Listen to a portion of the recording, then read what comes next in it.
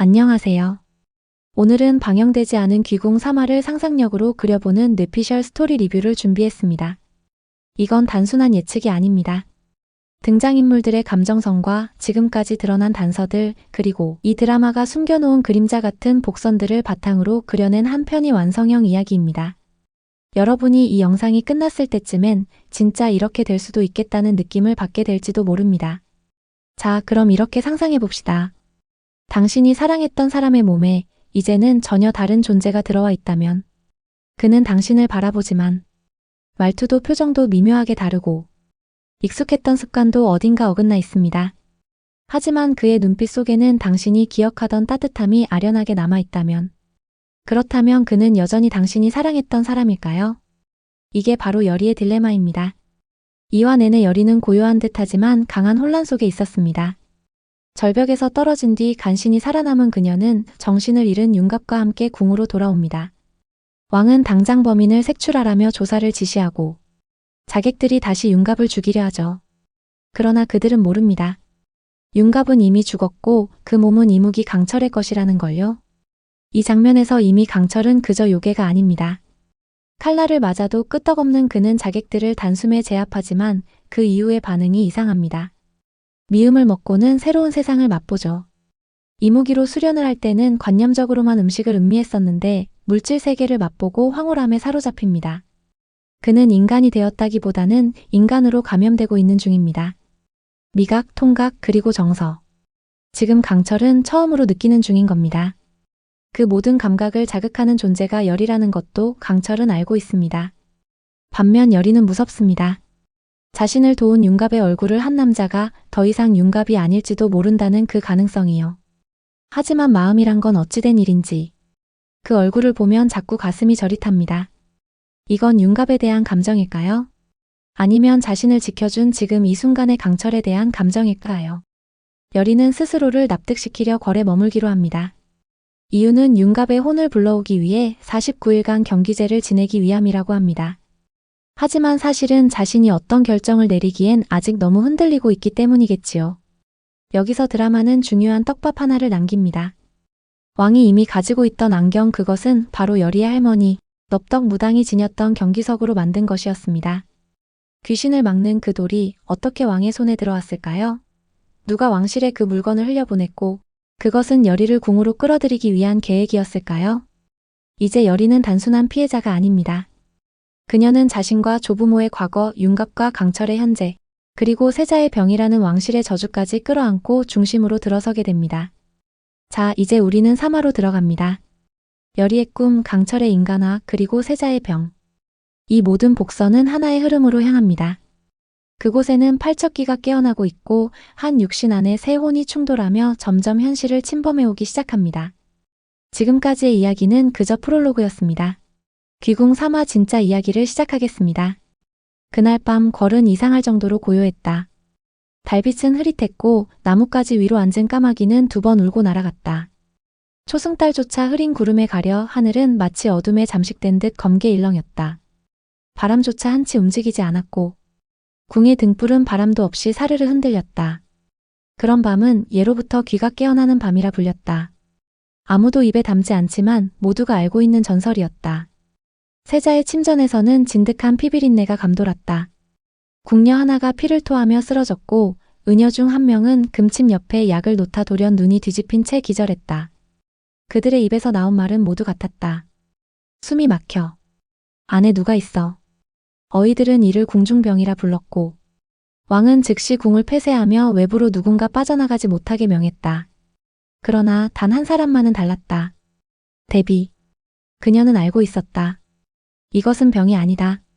증상은 너무도 똑같았다. 선대왕이 죽던 날 그가 마지막으로 남긴 말. 피가 안으로 물어뜯고 있다. 눈은 검게 타오르고 몸에는 비늘이 돋아났으며 혀 끝에서는 짐승 같은 울음이 터져나왔다. 지금 그 모든 것이 세자에게 반복되고 있다. 세자는 기이한 속삭임을 중얼거리고 있었고 그의 몸에서 서늘한 기운이 퍼지고 있었다. 바로 그날 밤 강철은 꿈에서 깨어났다. 아니, 인간의 육신 안에서 처음으로 꿈이라는 것을 겪은 뒤 식은땀을 흘리며 자리에서 일어났다. 꿈속에서 그는 자신의 모습을 보았다.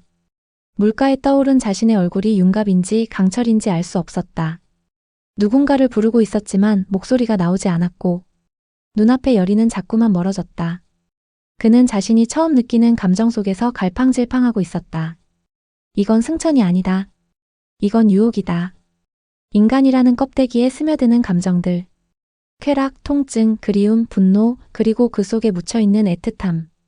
그는 자신이 여리를 바라볼 때마다 심장이 뛰는 것을 알고 있었다. 이건 이무기의 것이 아니다. 윤갑의 잔재일까? 아니면 자신도 모르게 스며든 여운일까? 그 순간 여리가 그를 찾아왔다. 경기석을 손에 든 그녀는 한동안 말없이 강철을 바라보다 낮은 목소리로 입을 열었다. 할머니가 꿈에 나왔어. 그리고 무서운 이야기를 하셨어.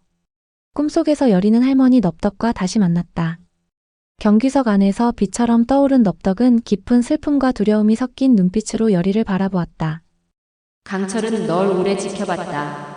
승천을 포기하지 않은 그 요괴는 윤갑의 몸을 임시 거처로 삼았을 뿐 지금은 윤갑의 혼이 맡고 있지만 결국엔 너 열이 내 몸에 들어가 하늘로 오르려 해. 그리고 넙덕은 한 번 숨을 고른 뒤 얼굴에 더 깊은 그림자를 드리웠다. 팔척기도 마찬가지야.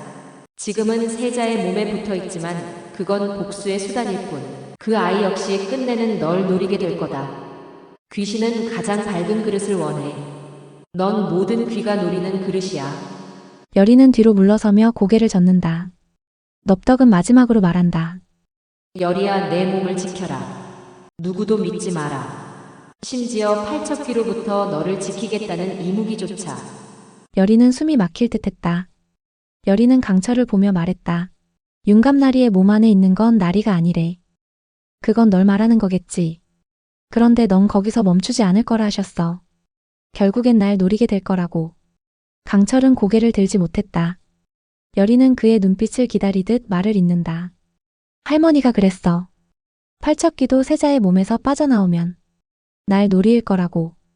넌 용이 되려 하고 그 귀는 다시 태어나려 해. 결국 두 귀신 모두 내가 필요하다는 얘기잖아. 여리는 경기석을 가슴께에 끌어안으며 힘없이 웃는다. 근데 있지, 너가 무서운 건 그 이유가 아니야. 널 믿고 싶었거든. 강철은 그 말에 천천히 고개를 든다. 흔들리는 눈동자 속에서 여리를 지키고 싶다는 감정이 조용히 일렁인다. 그 순간 멀리서 종소리가 울렸다. 세자의 침전에서 붉은 안개가 스며나오기 시작했다. 데비는 홀로 자신의 처소에 앉아 수십 년 동안 봉인해 두었던 고서를 펼쳤다. 먼지가 내려앉은 페이지 하나하나가 그녀의 손끝에서 떨리고 있었다. 붓글씨로 적힌 문장들이 어둠 속에서 붉게 일렁이는 듯했다. 왕가의 피를 이은 자가 그 피를 거부하면 피는 피를 삼킨다. 그 문장은 오랫동안 잊고 있었던 기억을 떠올리게 했다. 선대왕이 죽기 전 이상한 병을 앓기 시작했을 때에도 어이들은 단순한 병이라 진단했다. 하지만 밤마다 들려오는 괴이한 울음, 선대왕의 비늘처럼 갈라지던 피부, 검게 물든 눈동자, 그것은 어떤 전염병도, 중독도 아니었다. 그녀는 기억했다. 그때도 누군가가 중얼거렸다. 그건 피다. 왕가의 저주받은 피. 세자 역시 지금 같은 고통을 겪고 있다. 어릴 적부터 건강했던 아이는 요 몇 년 사이 밤마다 악몽을 꾸기 시작했다. 어둠 속에서 누군가 자신을 지켜보고 있다고 말했고 잠들면 숨이 막힌다며 울곤 했다. 하지만 아무도 그의 말을 믿지 않았다. 단지 성장통일 뿐이라며 무시했고 지금에 와서야 데비만이 알 수 있었다. 이건 저주의 재현이다. 그렇다면 이 저주의 시작은 어디에서 비롯된 것일까? 데비는 다시 고서를 펼쳤다. 수백 년 전 왕가의 서자 하나가 궁에서 사라졌다는 기록이 있었다. 이름도 없이 태어난 아이. 왕의 핏줄이었지만 정비소생이 아니라는 이유로 존재조차 부정당했던 생명. 그 아이는 태어나자마자 궁 밖의 암자에 버려졌고 산속 무당들에게 키워졌다고 했다. 그 아이는 12살이 되던 해에 궁궐을 찾아왔고 자신이 왕의 자식임을 주장했다. 하지만 그 순간 그는 왕의 명으로 사라졌다. 그 뒤로 그의 이름도 존재도 역사에서 지워졌다. 단지 몇몇 문헌 속에 팔척귀라는 이름이 남아있을 뿐이다. 팔척귀. 버려진 왕의 피. 저주는 바로 여기서 시작됐다. 그는 궁에서 쫓겨난 뒤 인간의 세상에서 살지 않았다. 인간을 증오하며 자연 속에서 사라진 존재들과 교류했다. 무속과 귀신, 버림받은 영혼들과 뒤섞여 살며 점점 사람의 형체를 잃고 귀가 되었다. 그때 그가 만난 존재가 바로 강철이었다. 강철. 천년 묵은 이무기. 용이 되어 승천을 꿈꾸다 인간 아이의 눈에 띄어 추락한 존재. 그 역시 인간을 증오했다. 그렇게 두 존재는 서로를 알아봤고 깊은 산에서 마주했다. 둘은 친구가 되었다. 버려진 자, 잊힌 자라는 공통의 고통이 그들을 묶어주었기 때문이다. 팔척기는 강철에게 말하곤 했다. 인간을 믿지 마. 너를 필요로 할 때 신처럼 떠받들지만 필요 없으면 괴물이라 부르지. 강철은 처음엔 그 말에 동의하지 않았다. 하지만 시간이 흐르며 인간은 그 말이 맞다는 걸 증명해 보였다. 팔척기는 승천을 포기한 강철에게 한 가지 제안을 한다. 우리가 하늘을 가지 못한 건 인간 때문이다. 그들에게 보여줘야 한다. 귀신은 그들을 섬기지 않는다. 인간이 오히려 귀에게 빌어야 하는 존재가 될 수 있다는 걸. 그 제안은 거절됐다. 강철은 승천의 희망을 버리지 못했기 때문이다. 팔척기는 홀로 산을 떠났고 그 후로 행방이 묘연했다. 하지만 지금 세자의 몸에서 다시 깨어나려 한다. 팔척기. 대비는 마지막으로 고설을 덮으며 속삭였다. 왕의 피는 반드시 피로 대갚아야 한다. 그날 밤 거래 하늘은 기이하게 붉었다. 처음엔 노을인 줄 알았지만 해가 진 지 오래된 시각. 붉은 기운은 마치 피가 스며든 안개처럼 천천히 궁궐을 감쌌고 그것은 곧 침전한 세자의 방으로 스며들었다. 세자는 이미 며칠째 침상에 누워 있었고 그의 눈은 감겼으나 손은 허공을 더듬고 있었다. 대비는 그 모습을 지켜보다 몰래 중궁의 사주 무녀를 불렀다. 그러나 무녀는 방에 들어서는 순간 피를 토하고 그대로 쓰러졌다. 그날 밤 침전 안에서 검은 연기와 함께 짐승 같은 울음이 새어나오기 시작했다. 그리고 마침내 세자가 눈을 떴다. 아니, 더 이상 그를 세자라 부를 수 없었다. 그 눈동자엔 인간의 온기라곤 없었으므로 팔척기가 깨어난 것이다. 세자의 몸을 완전히 지배한 팔척기는 먼저 세자의 시종을 삼켰다. 숨을 들이쉬는 순간 시종의 육신은 썩은 연기로 변했고 그 자리에 기이한 도형이 남았다. 그것은 오래전 왕실에서 금기시된 문양, 소멸의 결계였다. 팔척기는 천천히 걷기 시작했고 그의 발걸음마다 궁궐의 구조가 조금씩 일그러졌다. 궁의 바닥은 붉은 비늘처럼 갈라졌고 창호지는 저절로 타들어갔다. 그의 다음 목표는 왕의 침전이었다. 팔척기는 왕의 침전에 들이닥쳐 왕을 정자시키고 아주 천천히 물었다. 잊었느냐? 내 피가 나를 만들었음을. 왕은 놀라며 칼을 들었으나 그것은 이미 허공을 가르는데 그쳤다. 팔척기는 그 칼을 손가락 하나로 막으며 왕의 눈을 똑바로 바라보았다. 너희는 나를 버렸고 이제 난 너희를 삼킨다. 그 순간 왕의 얼굴이 일그러지고 온몸이 비틀리며 쓰러졌다. 그는 죽지는 않았다. 팔척기는 왕을 죽이지 않았다. 그는 단지 고통 속에서 천천히 썩어가게 할 뿐이었다. 왕가는 천천히 조용히 그러나 확실하게 무너져가고 있었다.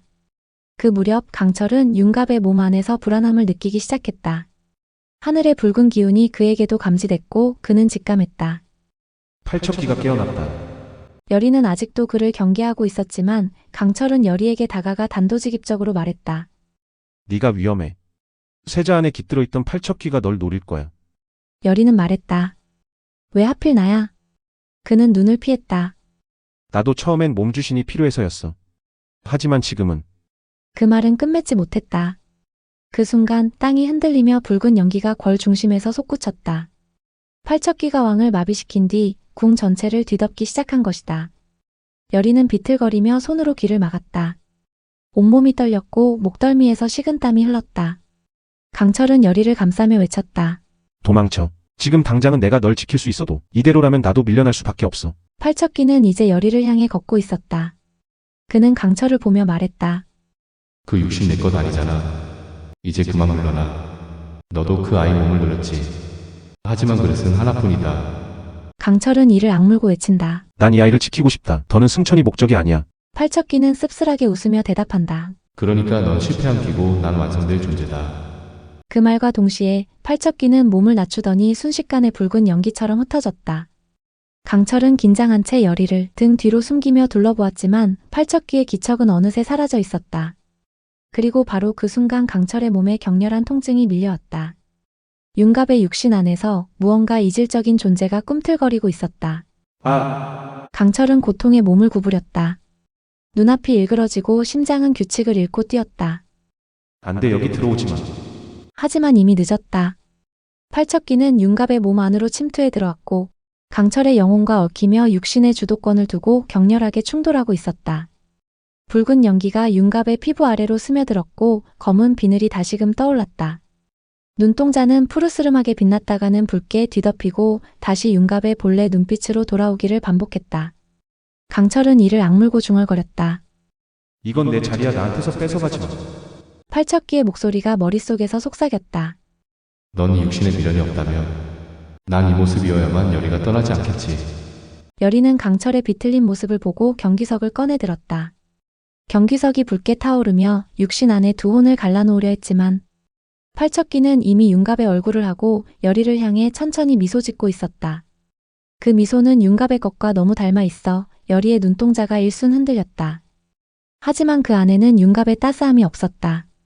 그저 익숙한 얼굴을 쓴 낯선 존재일 뿐이었다. 열이야, 무서워하지 마. 내가 원했던 윤갑이 여기 있어. 널 떠나지 않을 사람이 바로 나야. 그의 말투는 부드럽지만 그 속엔 날이 있었다. 인간의 감정을 흉내내는 귀의 음성은 어디까지나 위장이었다. 그 순간 열이의 손에서 경기석이 파르르 떨렸다. 하지만 이번엔 열이는 물러서지 않았다. 그녀는 떨리는 손으로 경기석을 높이 들며 말했다. 네가 윤갑나리 얼굴을 하고 있다고 해서 내가 속을 줄 알았어? 열이의 목소리는 차갑고 단단했다. 그 사람 눈빛은 너처럼 허전하지 않았어. 넌 윤갑나리가 아니야. 그러자 강철의 목소리가 겹쳐 들려왔다. 목소리는 멀고 희미했지만 그 속엔 절박한 저항이 서려 있었다. 열이야, 지금 내 안에 있는 건 나 강철이 아니야. 그놈이 이 몸에 들어오고 말았어. 열이의 눈동자가 혼돈과 절망으로 흔들렸다. 그 순간 궁궐 중심에 있는 대각로에서 경기석이 울리듯 붉은 빛을 퍼뜨린다. 열이는 그 빛 속에서 할머니 넙덕의 마지막 말을 떠올린다. 열이야, 너만이 너 자신을 지킬 수 있다. 몸을 지켜라. 마음도 함께. 그 순간 경기석이 붉게 빛나고 셋의 혼이 일시적으로 균형을 잃는다. 윤갑의 의식이 순간적으로 깨어나고 열이를 바라본다. 눈물이 맺힌다. 열이야. 그러나 잠시뿐. 강철과 팔척기가 다시 충돌하고 궁의 하늘이 붉게 물든다. 육신은 하나, 영혼은 셋. 지금까지는 사마를 뇌피셜로 만들어본 소설이었습니다. 이 영상이 재미있으셨다면 좋아요와 구독, 알림 설정까지 부탁드립니다. 다음 리뷰에서는 뇌피셜이 실제 방영분과 얼마나 맞았는지도 함께 확인해봐요. 감사합니다.